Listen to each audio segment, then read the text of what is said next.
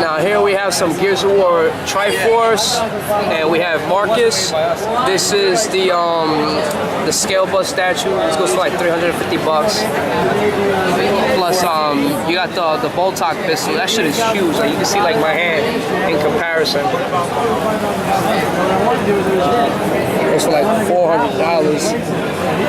Plus you got the Locust drone maquette. Looks pretty sick. Looks very intimidating looking. And here we got the same maquette, but Marcus, but with the golden lancer. Plus we have the red version, the red snuff pistol. And here we got the life-size scale lancer.